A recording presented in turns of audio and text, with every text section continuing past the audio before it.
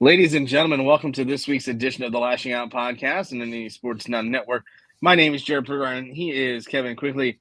Kevin, James Franklin mentioned an injury update Wednesday after practice. KJ Winston, starting safety for the Nittany Lions, has a long-term injury, according to Coach Franklin. Long-term, to me, seems like he will be back, but it'll be in the back third of the year.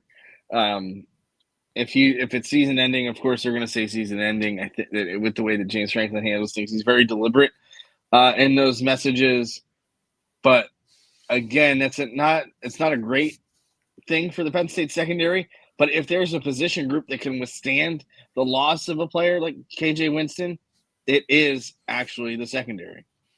Yeah, I will say though, it is tough because KJ Winston is probably the highest graded safety that Penn State has. He's probably the most NFL ready prospect on the defense. So do they have depth at safety?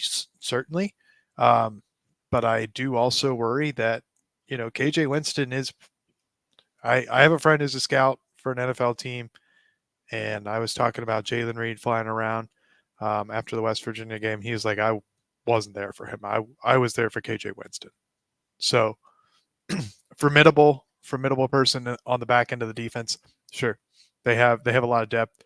Zakee Wheatley had to grow up really fast last week or 2 weeks ago against Bowling Green. So he's there. Jalen Reed obviously has been mostly playing nickel, but he can obviously play safety as well. So beyond them, though, you got two true freshmen in DeJuan Lane and Babu Toure. So could get thin fast. I don't think they could withstand a second injury at safety, but it's football. It's college football, especially. It's next man up mentality. That's the way James Franklin's always preached. Is we don't really have a depth chart. If somebody gets hurt, somebody else is going to take the place, and that's just how it's going to be. So, they couldn't have come at I want to say better time because it is Kent State. So they've not really shown anything this year. Not really been formidable. They've lost to an FCS opponent. Seemingly a worse team than Bowling Green. So it's a good time for that next man up to happen and get some game experience before it matters next week against Illinois. Right. I mean, losing KJ Winston isn't easy, and it does suck because obviously he's another great player in the Penn State secondary at the safety position, and that's tough. It's a tough break for him, and it sucks for him because I think he's going to be a high round draft pick. I think he's going to go, 1 through 3 as far as the NFL draft goes. But again, next man up. Good news is it's Kent State. This is a perfect opportunity to just get your feet wet, get some experience for some of those younger safeties, and the whole team too. Get some guys in. If all goes to plan, obviously that was probably the plan against Bowling Green, but Bowling Green's a lot better than gave them credit for, and they just came out and executed. Obviously with the bye week, we didn't really talk a lot, solely because it's the bye week. We were saving it all for today in this podcast. But, Penn State came out and, they weren't ready for the level of execution that Bowling Green had. Now, when you look at Kent State, and we're going to talk a little bit more about Kent State in this second segment, but it just wasn't – I don't think that's going to be the case. But the biggest thing – above all, obviously Penn State needs style points and they need to win and they need to win big. They need to come out healthy. Tight end, they got some injuries up front there. Andrew Rapplier is a factor there. Khalil Dinkins has been dinged up. So you just have to come out healthy. Get your young guys some reps early in the game as far as get the starters and Prabula probably about a half into the half of the third quarter or so, and then get out and get into conference play at as close to full strength as you possibly can. Yeah, and get up to speed. You've had the 2 games. You've had now a bye week, which I don't I kind of like an early bye week. I kind of don't like an early bye week. It takes you out of the flow of the season. You're just getting going. You kind of laid an egg against Bowling Green. You got the win, which, as if you're Florida State, you still don't have one of those. So, um, Penn State is 2-0. They did have the bye week, so kind of helps you get over the early season dings and dents that you may have. But the defense is just learning how to tackle, and now they have to take a week off from that. So, got to learn to tackle again because it's only the third game of the season. So, big matchup against Illinois next week. Don't want to look ahead too far, but looks like Illinois is formidable this year, with Brett Bielema at the helm there. And get healthy, be healthy, and get some flow, get some continuity, figure out defense. Defense is a lot of communication, a lot of implied communication of, on this I'm expecting you to do this. It's learning where someone's going to be and where someone's not going to be, and you only get that in game. You only get that at game speed, and that's what this game is for. 49-point spread. It was 34.5 against Bowling Green, so even wider spread here. So definitely focus, get some flow, and then be healthy for Illinois next week.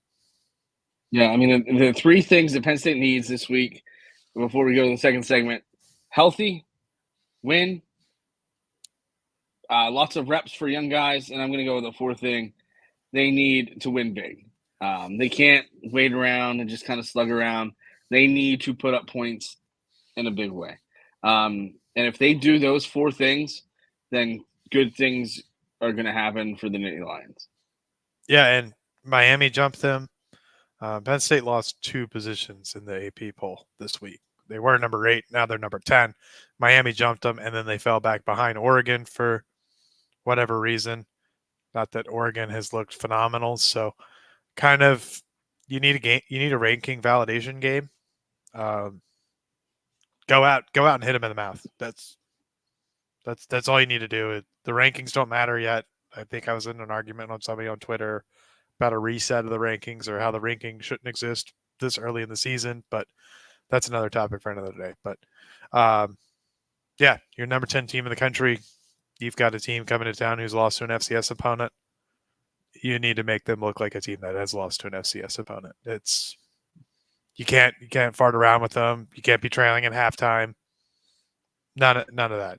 Touchdowns on 3 out of the first 4 drives, couple 3-and-outs for the defense, and just step on their throats. That's all you need to do. Absolutely. We're going to talk a little bit more about how to beat Kent State when we come back for the second segment of the Lashing Out Podcast on the Nittany Sports Now Network. Welcome back to the second segment of the Lashing Out Podcast on the Nittany Sports Now Network. He's Kevin. I'm Jarrod. Kevin, it's a simple strategy for Penn State to beat Kent State.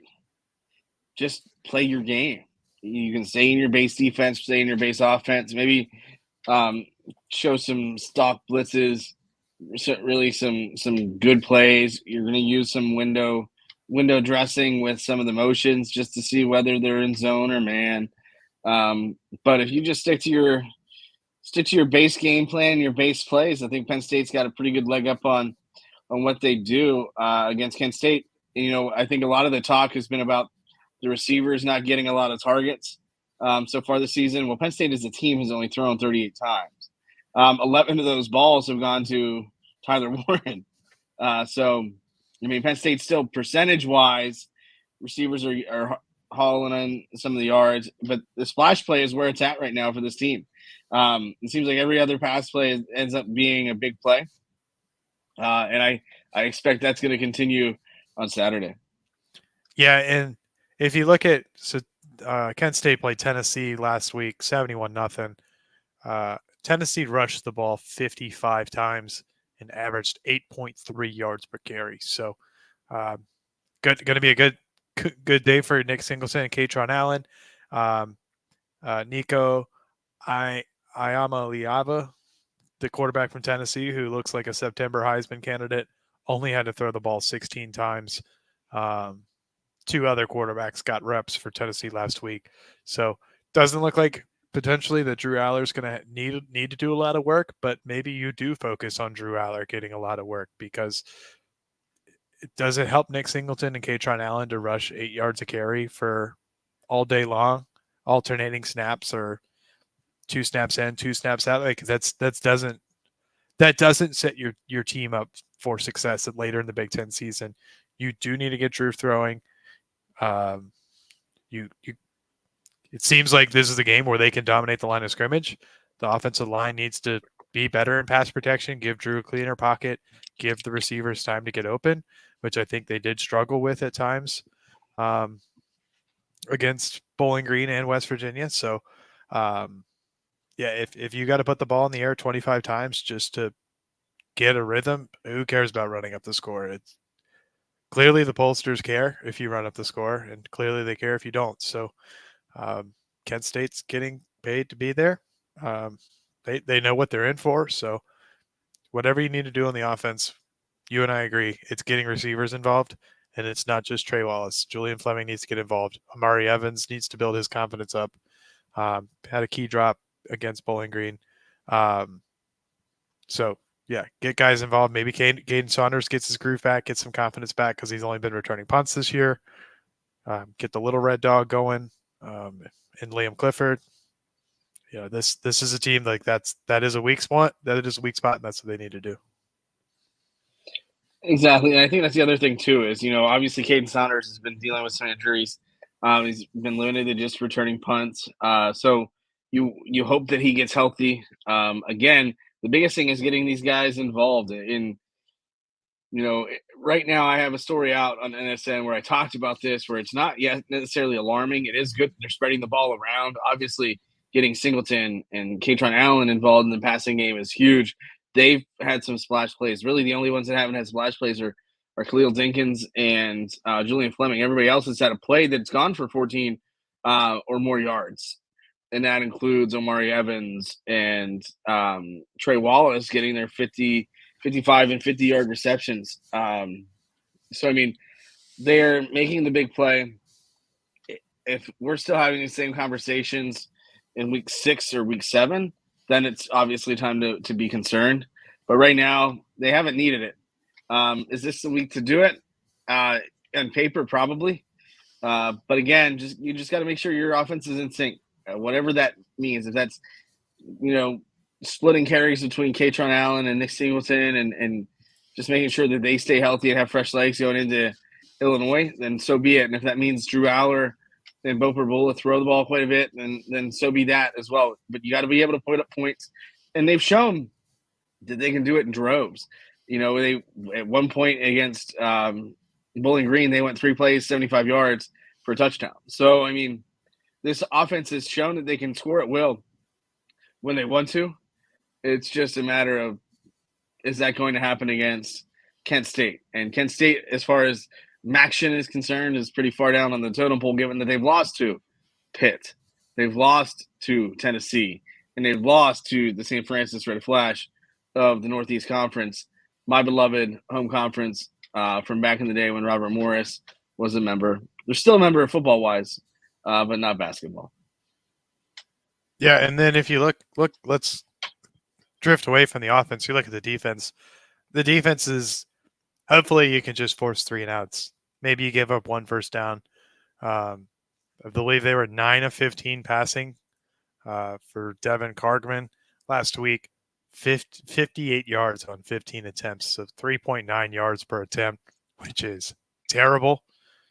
Tennessee's got a solid defense. Hopefully Penn State's defense is of a similar caliber. Tennessee was also able to hold them to 1.7 yards a rush, including 5 losses for 63 yards. So defense is one of those things is if you're not on the field very long, it's hard to get hurt if you're standing on the sidelines. So get out there, do your minute and 20 of solid defense, 3 and out. And let's get offense guys some reps, get some good defensive reps as well. One guy I'm excited to see is in the running back room, Quentin Martin, true freshman. How's he going to perform? He doesn't have a carry this year, I don't believe. Cam Wallace has had limited action, but they've really focused on getting Katron and Nick going. So I think Quentin Martin, I'm excited to see. But yeah. No, and those are the types of players that you do want to see get some action. The Quentin Martins of the world, more reps for Ken Wallace, and that should happen in the second half pretty easily. And I think that's the beauty of the redshirt rule. That's one of the finer rules that the NCAA has had, coming out with 4 games. If you play 4 games or more, obviously you burn your redshirt. Now it's 4 games in the postseason, which is huge. That development in December into January, bowl prep, I think is often overlooked, but it's so important going into the next year. But for Penn State, they just got to come out and handle business. On paper, they are the superior team, much like they've been, I think, in all 3 matchups they've been in this year. But the biggest thing is they just got to be able to handle their own business, stay within their defense, and not mess it up. They have to come out and execute. And if they're able to do that, I think good things will certainly happen in Happy Valley on Saturday afternoon. Kent State has not won a game since they played Central Connecticut September 16th of last season. So this is a game. Show up, handle your business. Do not look forward to Illinois. Get in your rhythm, be healthy, and get some true freshmen, redshirt eligible freshmen, some game time. Yeah, absolutely. I think that is a huge must. And we're going to talk a little bit more about everything else college football when we come back for the third and final segment of the Lashing Out podcast on the Nittany Sports Now Network. Welcome back to the third and final segment of the Lashing Out podcast on the Nittany Sports Now Network. I'm Jarrod and Kevin. Kevin, Penn State plays. We must make a prediction, and I'll allow you to go first. Just some game information. 49 point spread. Over under is 55.5. So Vegas is now giving them Kent State Golden Flashes a flash of hope, it seems. 3:30 kick on Big Ten. I love the little 3:30 action. 76 chance of rain, 5-mile-an-hour winds. Hopefully no thunder. It says AccuWeather says a lightning delay cannot be ruled out at the game. So you might have a little weather delay action there. I think Penn State put up a 60 burger on Kent State. I'm calling for a 60 burger. I would like them to put up 70. 70 to nothing is my score. I don't want Kent State to score for the style points. Yeah, I don't want to score either. Let's say I might say they get a field goal. 60-3. You win 70 to nothing. Very generous, Kevin. But let's talk a little bit more about some of the games I'm going to give going on around the country this week. Friday night's game with Illinois-Nebraska has some serious implications regarding next week's contest against the Fighting Illini. What type of program is Matt Rhule? Are they ready for the limelight? The bright lights are on Friday night in Omaha and Nebraska and Lincoln. I almost said Omaha and still in baseball mode. But that game intrigues me. And I would be very interested to see who wins that. Obviously, that's Nebraska's favored solely because I think they're at home. It's a 42.5 point spread. 7.5 point. Good luck. Yeah. I think if you're a Penn State fan, you need Illinois to win. You need Illinois ranked 18 to 20. You need a ranked win in there for Penn State before you get to Ohio State, before you maybe get to USC. I think USC might be ranked by the time they get there. So, yeah, USC's ranked right now. Idiot. But I digress. If you're a fan of football, though, I think you root for Nebraska. I think you root for Matt Rhule. I think you root for Dylan Raiola, who looks every bit of a stud, especially against in the Colorado game. Nebraska did not put up a single point in the Colorado game.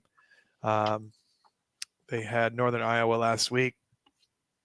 Talking to a Nebraska fan, wasn't really thrilled with the performance last week against Northern Iowa. So here is a true test of, probably middle of the pack Big Ten, probably maybe into the upper third of the Big Ten. So yeah, Friday night in Lincoln, got to think it goes Nebraska's way. But I think if you're a Penn State fan, you need Illinois to be ranked next week. Definitely makes it look better next week to beat them, for sure.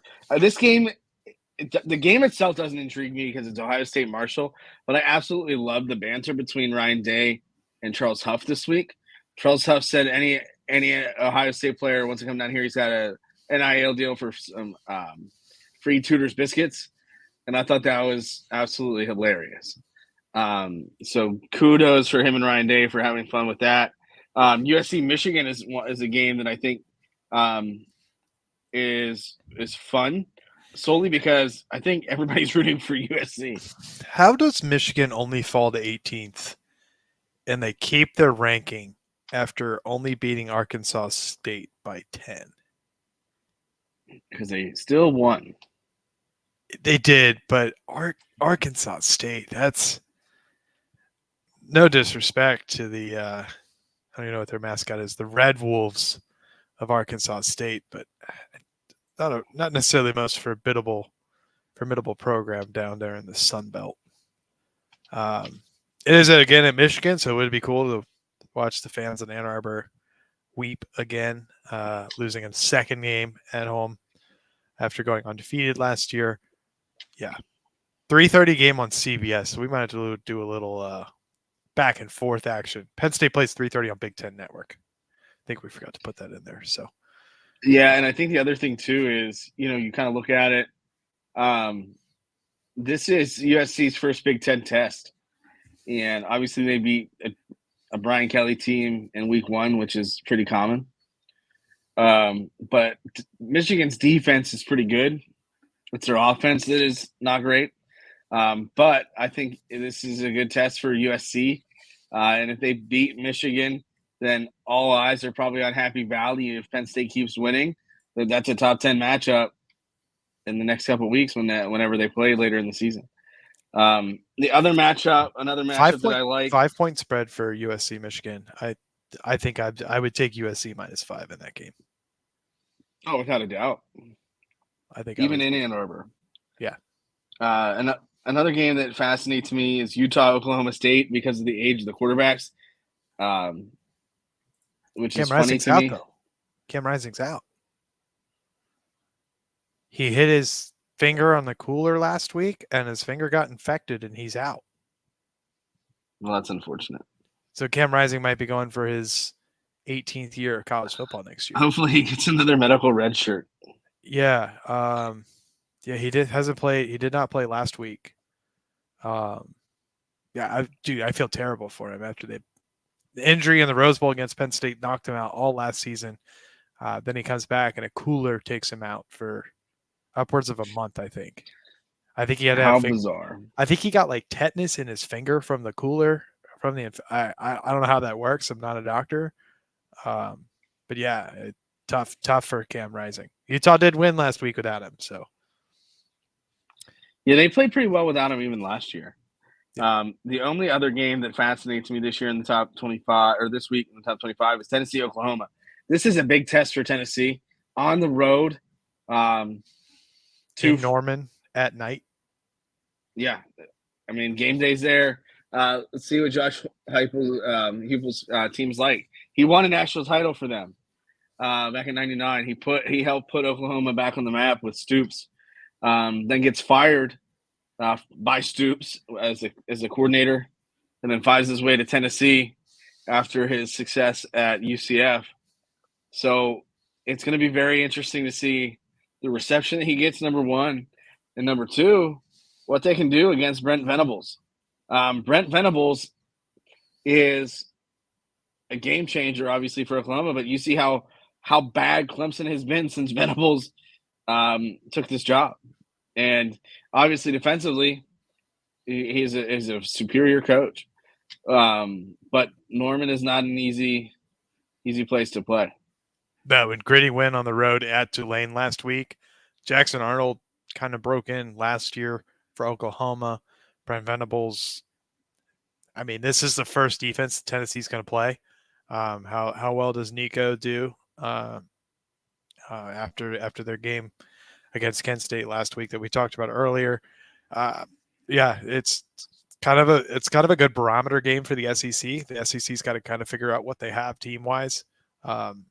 So a night game on the road in Norman for Tennessee. That's going to be a tough test for both teams. For both teams. A couple other notes that I have: Tennessee is favored by 6.5 in that game. That seems. Ooh. I think it plays closer to a field goal. As good as Tennessee's offense is, they've not played a defense, so they've been kind of playing like rookie mode on Madden. I'd love to see what they look like on All Pro. Elsewhere in the SEC, Arch Manning gets his first career start for over Quinn Ewers, who I think has an oblique injury. I think is what I heard. Mm-hmm. So first career start for Arch Manning, who 6 touchdowns on the board last week, 5 through the air, 1 on the ground, or was it 5 touchdowns, 4 and 1? Anyways, looked good last week, coming in relief. Quinn Ewers, man, he was battle. I don't know why Sark left him in as long as he did, because it's week 2 or week 3. Why are you leaving your star quarterback in if he's clearly going through some things? Probably should have got him out of the game a little bit earlier there. Battle of the Wildcats last week. I got to give him my bad. My guy Noah Fafita went on the road to Manhattan, Kansas, and did get the job done in the Battle of the Wildcats. So does this mean I have to jump on the Kansas State? Do I have to jump on the Kansas State bandwagon now since they're the top Wildcat in college football? It's unfortunate. Is it too much of a homer or a bandwagon pick for me to jump off the Arizona onto the Kansas State Wildcat train? Yes. You stick with Arizona, man. Okay. I'll stick with my bid. It's so early. It's still early. Tough road loss. That's where teams get formed on the plane ride home from that. A little self-reflection there. I think Noah Fafita is still going to be a stud, so we'll see. This is their year. They're not winning. Who's your beloved Arizona have this week? Couldn't tell you. You are the worst fan ever. Dude, it's been a busy week for me. As you can see, moved. Is Arizona? Aren't they the Big 12? Are they off this week? They're off this week. They might be off this week, yeah. I think they're off this week. They are off this week. Tough road loss. You get back on the bye week, long flight home. You get right, and then you're at Utah next week, 10:15 Eastern, Pac-12 after dark. Excuse me, Big 12 after dark now. But we do get Pac-12 after dark starting in 2026 again, and my beloved Boise State Broncos are going to be a part of it.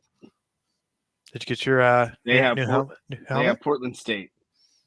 No, the helmet will be here. It should be here any day now, actually.